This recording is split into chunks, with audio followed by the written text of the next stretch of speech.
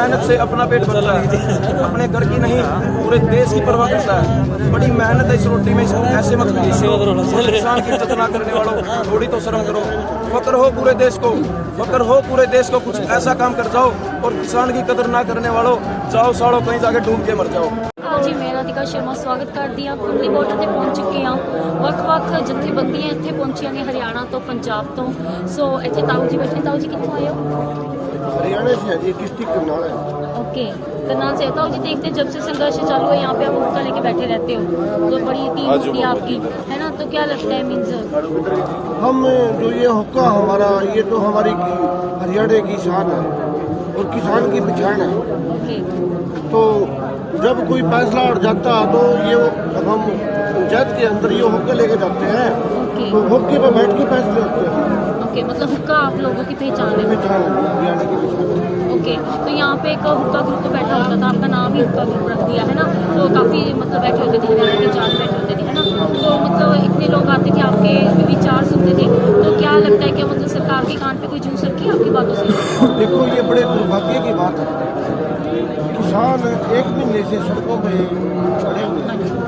तो हमारे प्रधानमंत्री जी 20 किलोमीटर दूर बैठे हुए हैं, 20-25 किलोमीटर दूर है। यस, तो कभी एमपी में किसानों को बात करने के लिए जाता है, कभी कच्छ में बात करने के लिए जाता है। अरे जो मुद्दा है किसानों का, तो बॉर्डरों पे आओ प्रधानमंत्री जी। आप लोग वहाँ से किससे बात करेंगे? ये बड़े दुर्भाग्य की बात है। तो एक तरफ हमारे हिंदुस्तान में नारा लगता था जय जवान जय किसान का, तो हमने पहली बार देखा है एक तरफ रोड़ा की सड़क के ऊपर किसान बैठा, दूसरी तरफ देश का जवान बैठा है। ये देश के लिए बड़े दुर्भाग्य की बात है। ये देश किसान से और जवान से चलता है। तो ये हमारी रोजी रोटी का सवाल है, ये हमारे पेट का सवाल है। ये कल्ले किसान की लड़ाई नहीं है, ये 36 बरादरी की लड़ाई है, हिंदुस्तान की लड़ाई है, सबूत की है। तो इनमें सरकारों ने हमारे साथ जो वायदे करे थे वोटों में कि स्वामीनाथन की रिपोर्ट लागू करेंगे, तो वो तो हमारी बात छोड़ दी, उल्टा हमारी जमीनों को, बड़े बड़े उद्योगपतियों को हाथों में इन्होंने बेचना शुरू कर दिया है। हम इस धरती माता की कसम खाते हैं, इतने थोड़ी हमारी रगों में खून रहेगा, हम अपने देश को ना टूटने देंगे, ना अपनी धरती माता को बेचने देंगे। अरे ये तो सरकारें आती है, चले जाती है, कोई 5 साल कर जाता है, कोई हमने कितने प्रधानमंत्री देखे हैं। बात करें दुष्यंत चौटाला जी की, उन्होंने मीटिंग की थी अमित शाह जी के साथ, उन्होंने कहा था कि इन कानूनों में सुधार की जरूरत है। तो क्या कहना चाहोगे? हमने सुधार की कोई जरूरत नहीं है। हमारे जो ये जबरदस्ती 3 काले कानून किसानों पे थोपे गए हैं, हम तो इसको बिल्कुल रद्द करवा के जाएंगे। ये तो सब दिखावा है। अभी अमित शाह के साथ उन्हें मीटिंग करी, उसके साथ मीटिंग, ये किसानों का बड़ा बद्दा मजाक रखा है सरकारों ने। तो इतने थोड़ी सरकार इन तीनों काले कानूनों को वापस नहीं लेवेगी। पहले तो हमारा राजा था 6 महीने का, तो जैसे जैसे सरकार ने हम देख रहे हैं सरकार की बातचीत करना नहीं चाहती, चाह रहे हो तो 6 साल लग जो, पर हम अपनी धरती माता को बेचने नहीं देंगे। क्यों? ये देश किसान, मजदूर और व्यापारी इनसे चलता है, और हमारी जो मिलिट्री फौज है इनसे चलता है। ये तो चंद मुट्ठी पर लोग हैं जो आज देश को बेचने पे तुले हुए हैं। तो हम अपने देश को बेचने नहीं देंगे, ना देश को झुकने देंगे, ना अपने को बिकने देंगे। इतने थोड़ी जय जवान जय किसान का नारा है, तो हम अपने देश को बिगड़ने नहीं देंगे बिल्कुल। सो क्या बात है, 31वां दिन लग चुका है, 1 महीने से ऊपर टाइम होने वाला है। सो इतनी ठंड है, रोज शहादतें हो रही है, एक तो किसान रोज मर रहे हैं, या घरों में जाके सुसाइड कर रहे हैं, है ना? पेड़ों के साथ लटक रहे हैं खेतों में जाके, कई माओं के पुत मर रहे हैं, है ना? 22 साल के कोरा पड़ रहा है। क्या कहना चाहोगे, कितनी शहादतें और देनी पड़ेगी जीत हासिल करने के लिए? देखो ये जो ये सरकार है, इसके हाथ तो पहले से ही खून से रंगे हुए हैं। कहीं भी आप देख लो, गुजरात में देख लो, मोदी सरकार ने कितना हिंदू मुसलमान जो मुसलमान के ऊपर जो जुल्म करे, और जो अब 31 शहादत जो हुई है, जो जिन्होंने कुर्बानी दी है, असल बात यह है कि ये जो कुर्बानी हुई है इसको हम ऐसे व्यर्थ नहीं जाने देंगे। जो हमारे भाई है ठंडों में, और इतने बुजुर्ग भी और नौजवान भी जिन्होंने शहादत दी है, वो व्यर्थ नहीं जाएगी। और जो आपने दुष्यंत चौटाला की जो बात करी थी ना, वो दुष्यंत मत बोलो, उसको बोला दुश्मन दुष्ट, जिसने एक किसानों के साथ, और चौधरी देवी लाल जिसको हम मानते थे, जिनको पूछते भी है, जो किसानों के नेता थे, उनके साथ इतना बड़ा विश्वासघात किया और उससे ज़्यादा विश्वासघात हमारे साथ कर दिया। उनकी आत्मा भी आज रो रही होगी कि ये मेरा बेटा नहीं है, ये उनका पड़पोता नहीं है। किसान का अगर इनके अंदर खून होता तो ये किसानों का दुख दर्द समझते, और इस आज से पहले ही जब ये आंदोलन शुरू हुआ था, जब ये आवाज़ उठाई थी, तभी इस्तीफा दे देते। और जो आपने कहा कि जय जवान जय किसान, जो ताऊ जी ने इतनी अच्छी बात बोली है, एक मैं छोटी सी बात बोलना चाहता हूँ। जितने 95% हमारे देश का जवान होता है बॉर्डरों के ऊपर, जो शहादत देता है वहाँ भी देता है। और आज मान लो किसी अगर जवान के लड़के को, किसी किसान के लड़के को अगर उसकी 4 दिन बाद शादी है, तो वो बोलेगा कि डैडी मैं 4 दिन बाद आपके पास आऊँगा, ठीक है, मेरे बॉर्डर पे भी ज़रूरत है और आपकी मैं खेती खलियान आके संभालूंगा। और 4 दिन बाद उसकी वो शहीद हो जाता है बॉर्डर पे। आज ये इतनी जहरीली झूठ बोलने वाली सरकार उसके पिता को क्या बोल के कितना बड़ा सम्मानित कर रही है कि ये आतंकवादी, ये माओवादी, ये खालिस्तानी, ये सरासर मतलब झूठ फैलाने का काम कर रही है। और दुष्यंत तो हो गया दुश्मन, दुष्ट हो गया, और जो खट्टर हो गया खटाड़ा खच्चर, जिसको आज भी बोलते हैं कि तू वही खट्टर है जो 100 साल पहले पाकिस्तान से आया था, तूने कपड़े बेचे साइकिल पे, तेरे को किसान का दुख दर्द तो क्या पता। नरनौल में रैली कर ली पीछे, अभी 2 दिन की बात है, अनशन कर दिया कि हमने अनशन कर दिया। मानते हैं अगर सेंटर के अंदर कांग्रेस की सरकार होती या अदर कोई भी विपक्ष होता तो हम मानते कि आप उनके विरोध में बैठे हो। आप इतनी झूठ भी नहीं बोलना था कि आप अपने सरकार के खिलाफ में बैठ गए। और अनशन करते हुए नायब सैनी का जो वीडियो वायरल हुआ, सोशल मीडिया वाला एक भी वर्कर जो पत्रकार है एक भी अंदर नहीं घुसने दिया। एसपी डीएसपी सभी खड़े खड़े देख रहे थे, उनको धक्के मार के बाहर निकाल दिया और उस सोशल मीडिया वर्कर के ऊपर केस दर्ज कर दिया। तो ये तानाशाही नहीं तो और क्या है, ये तो तानाशाह से भी बड़ा हिटलर को जिसको आज भी याद करते हैं ना, उससे भी बड़े, जो अमीरों से लेके गरीबों में बांटता था, ये गरीबों से लेके अमीरों में बांट रहा है, अन्नदाता पे सियासत कर रहा है, सरासर इस देश को गुलाम बनाने की कोशिश। और ये कहते हैं ना जिंदा लाश की तरह हमारे को सड़कों पर मरने के लिए छोड़ रहा है। और ये शहादत जो वाली बात है, जो 31 शहादत दी है ना, चाहे 31 लाख शहादत क्यों ना देनी पड़े, हम भगत सिंह के वंशज है और भगत सिंह को भी मानते हैं और रविंद्रनाथ टैगोर को भी मानते हैं। जितने भी क्रांतिकारी हैं हम उन्हीं के वंशज हैं। और गुरु नानक देव जी को मानते हैं, हम भोलेनाथ को भी मानते हैं, हम मुस्लिम को भी मानते हैं जो अल्लाह है, और गॉड को भी मानते हैं। ये आंदोलन जो है कितनी शहादतें देनी पड़े, कितने भी केस क्यों ना हो जाए, हम यहाँ से मुड़ने वाले नहीं है। और देश का ये पहला ऐसा आंदोलन है जो जितने भी आंदोलन हुए, प्रोटेस्ट हुए हैं, जो किसी धर्म से किसी समुदाय से ये जुड़े हुए थे, लेकिन पहला आंदोलन ऐसा बन चुका है जो किसी धर्म जात को किसी को भी नहीं मानता। ये हर उस इंसान का, किसान का नहीं, हर उस इंसान का आंदोलन बन चुका है जो हमारा अन्न खाता है, जो इज्जत करता है। और जो ये इतनी गंदी बयानबाजी आज ये सरकार, ये बीजेपी सरकार, जो पहले ही हमारे बड़े बुजुर्ग बोलते थे कि ये पूंजीपतियों की सरकार है, और जो दुष्यंत चौटाला भी बोल रहा था कि ये तो बीजेपी की बी पार्टी है, ये इस सरकार के अंदर ऐसे गंदे गंदे नेता बैठे हैं। जैसे बिदूड़ी ने एक कल परसों एक बयान दिया, इतना गंदा उसने शब्द का प्रयोग किया कि मैं यहाँ पे माताएं बहनें भी खड़ी हैं, आप भी लेडीजों में उस शब्द का प्रयोग करते हैं, हमें शर्म आती है। लेकिन वो सांसद बीजेपी होते हुए वो आज भी खुले घूम रहा है। अगर अदर पार्टी वाला राहुल गांधी या कोई भी अगर ये बात बोल देता तो ये जो मोदी मीडिया है ये इनकी ऐसी तैसी करके रख देते। और सुधीर चौधरी ने क्या किया, जो मोदी मीडिया से याद आया मेरे को कि मैं किसानों के हक में दिखा रहा हूँ सारी बात।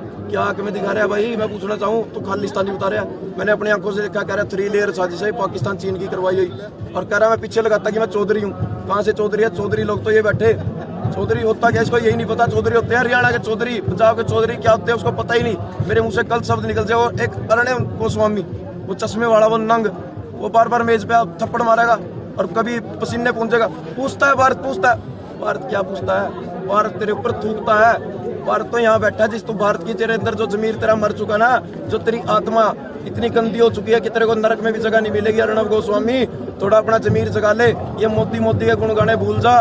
तूने पहले मोदी मोदी मोदी मोदी करके ना हमारे दिमाग में मोदी बिठा दिया था, वोट ले लिए थे। लेकिन अब मोदी का और पूरी बीजेपी का, आरएसएस, जितने कच्छाधारी ये और जितने ये खट्टर और जितनी मोदी मीडिया और एक ये दुष्यंत चौटाला, इनका हमने सुपड़ा साफ कर दिया। और हमारे हरियाणा में बोलते हैं कि ये हुक्का पानी बंद, जो हुक्का पानी बंद होता है ना उसको हम गांव से शहर से बाहर कर देते हैं, वो तो हुक्का पानी बंद किया। और अब अगर ये सरकार ने मांग नहीं मानी तो हम इनको तड़ी पार ये कर देंगे, देश से बाहर करते हैं। जो कहते थे ना मैं जोड़ा लेके उठा के चला जाऊंगा, इसको शरीर पे कच्छा भी नहीं मिलेगा।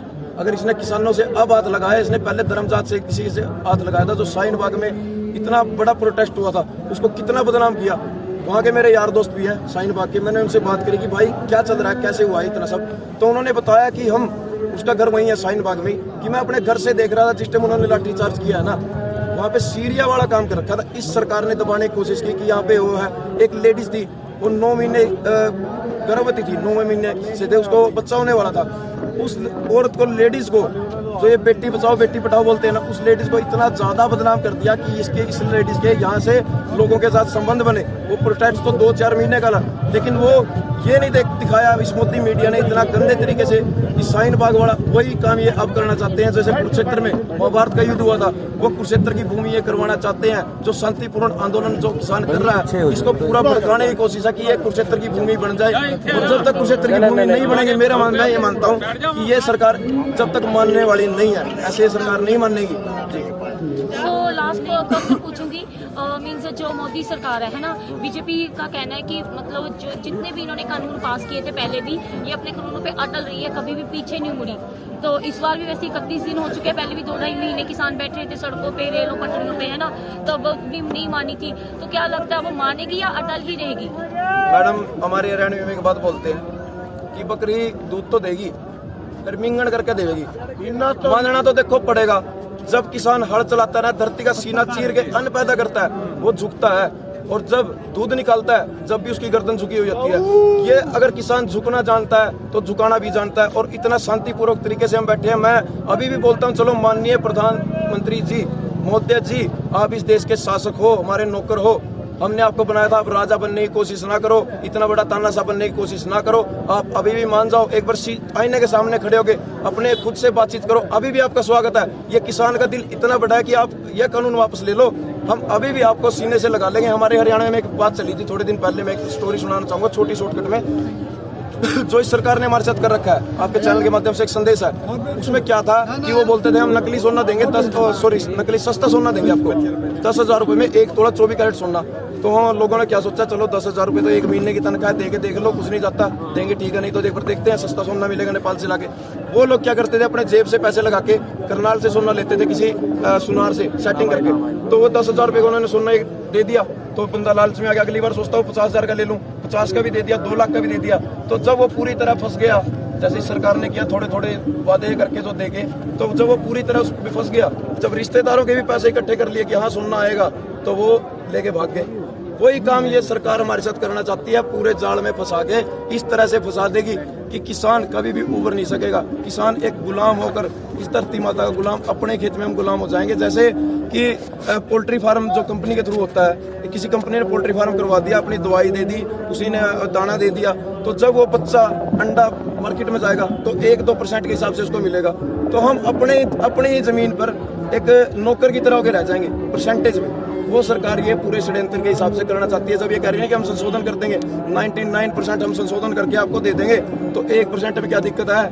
ये पहला आंदोलन है जिसमें हम सरकार से मांग ही नहीं कर रहे कुछ, हम तो ये कह रहे हैं कि आप इसको वापस ले लो। जब आप संशोधन कर रहे हो तो ये कहते हैं ना कि एक पैंट पहनते हैं, अगर वो पैंट एक जगह से फट भी गई, हम टांकी भी लगा लेंगे, सील भी लेंगे। तो ये 20-25 जगह से अगर वो फट गया, अगर वो 20-25 जगह से कहीं से छेद हो जाते हैं, तो फेंकना पड़ता है। कानून तो गलत है, कानून तो हम इसको मोड़ के जाएंगे। और इस सरकार को चाहे प्यार से, वो कहते हैं ना साम दाम दंड भेद, पहले तो हमारी यही कोशिश है कि 500 किलोमीटर से किसान यहाँ तक आया पंजाब से, हमने एक पोस्टर तक नहीं पढ़ा अभी तक। पहले प्यार से जितना मानने की ठीक है, नहीं तो कुरुक्षेत्र की भूमि बनाना चाहती है तो बना लो, हम तो तैयार बैठे हैं। हम तो घर से यही कह के आए हैं कि देश के लिए तो मर के आएंगे, नहीं तो अपनी जमीन को, हमारी धरती माता पर जो चाहिए, यहाँ पर धरती माता को बचा के आएंगे। देख सकते हो हरियाणा के जाट हैं, कितना इन्होंने जोश है। ये कहते हैं कि जाएंगे जीत हासिल करके जाएंगे, वरना हम कुरुक्षेत्र की धरती पे बैठे हैं। यहाँ पे एक बार महाभारत हुआ था, और जब भी कोई लोक लहर चलती है तो एक परिवर्तन जरूर आता है। एक छोटी सी बात मैं कहना चाहता हूँ, आपसे देख के आता, देखो लेडीज खड़ी है, मतलब इतने शर्म की बात है कि मतलब आज अपने देश की जो माताएं बहनें 80-80 साल की बुजुर्ग, ये छोटी छोटी बच्चियां जो खड़ी है इस टाइम, जो कहते थे ना बेटी बचाओ बेटी पढ़ाओ, आज वो बेटियां सड़कों पर निकाल दी। और जो बेटियां पढ़ाने की बात कह रहे थे, वो बच्चियां आज 10 महीनों से कोरोना की आड़ में वो घरों में, पवित्र आत्मा वो घरों में कैद करके रख दी, और आज वो पहले कैद की और आज सड़कों पर निकाल रखी है। इस देश का मतलब ये बहुत दुर्भाग्य की बात है कि हम भारत देश में पैदा हुए, ये कहने का मजबूर हो रहे हैं। ये हिंदुस्तान को अफगानिस्तान बनाएगा, और जो हमने स्वामीनाथन मांगी थी वो मोदीनाथ ने देखे इस देश को बिल्कुल खत्म करना चाहता है। देश हमारा है, धरती हमारी है। मोदी जी हम तो ये कहते हैं, आप कहते हैं हम झोला लेके निकल जाएंगे। आप झोला क्या, आप जितना आपने पैसा लिया है, मैं कहता हूँ ये देश छोड़कर चले जाओ, हमें आपकी जरूरत नहीं है। इस देश को बिकाऊ मत करो, हमारी धरती माता को मत बेचो। जो हमारी माँ हमको जन्म देती है वो भी स्वार्थ के लिए देती है, लेकिन इस धरती माँ का कोई स्वार्थ नहीं है। ये आज से नहीं, ये युगों युगों से लोगों का पेट पालती आ रही है। हम धान भी पैदा करते हैं, अपने लिए पैदा नहीं करते। आपको ही पता, हरियाणा पंजाब में चावल बहुत कम खाते हैं, लेकिन हमारा चावल यूपी बिहार तक और सऊदी अरब तक हमारा वो जाता है। और ये हरियाणा पंजाब का स्वार्थ नहीं है। हरियाणा पंजाब अपनी मांगे लेके वापस नहीं जाएगा, पूरे देश का भला करके जाएगा, पूरे हिंदुस्तान को एक ही बराबर करके जाएगा। अगर वो 800 रुपए में धान अपनी बेचते हैं, गेहूं बेचते हैं, और हम 1850 रुपए में बेच रहे हैं, तो अगर हम या तो हमें भी 1850 में बेचेंगे, नहीं तो हम भी उन भाइयों की तरह एक बराबर हम भी 800 में बेचने को तैयार है। सबको बराबर करके जाएंगे। इसने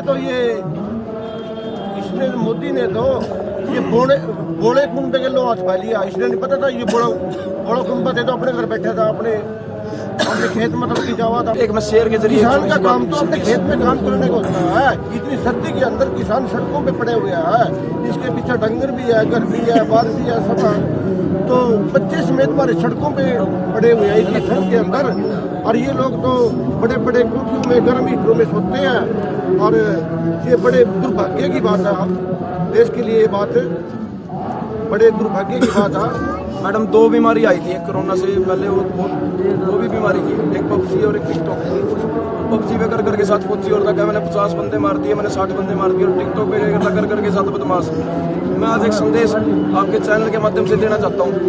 जो मेरे भाई घर बैठे हैं, हमारे आपने देखो हरियाणा में सुना भी होगा, वो मैंने भी सुना है, लेकिन उसके जरिए संदेश पहुंचाना चाहता हूँ। वो कहते हैं कि अपनी मेहनत से अपना पेट भरता है, अपने घर की नहीं पूरे देश की परवाह करता है। बड़ी मेहनत है इस रोटी में, इसको ऐसे मत किसान की इज्जत ना करने वालों, थोड़ी तो शर्म करो।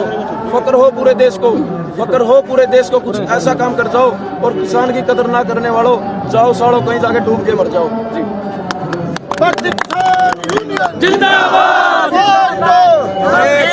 हरियाणा पंजाब। दुखी भैन भरावां दे मसीहा पंजाब दे मशहूर ज्योतिष 50 साल का महान तजर्बा स्वामी शुक्राचार्य मां काली उपासक तांत्रिक विधि नाल पाओ 100% गारंटी नाल हर परेशानी दा हल। पति पत्नी च झगड़ा, प्रेम ब्याज रुकावट, सौदन दुश्मन दा खात्मा, विदेश च पक्का होना, कीता कराया, गुप्त वशीकरण कराओ, रुस्से प्रेमी प्रेमिका नूं अपने बस च करो, लॉटरी नंबर पाओ भावें 649 होवे जां लुटो मैक्स, प्यार च धोखा खा चुके प्रेमी प्रेमिका एक बार जरूर संपर्क करो, मैं तुहाडा प्यार टुटण नहीं देवांगा। संपर्क करो 98 729 01431।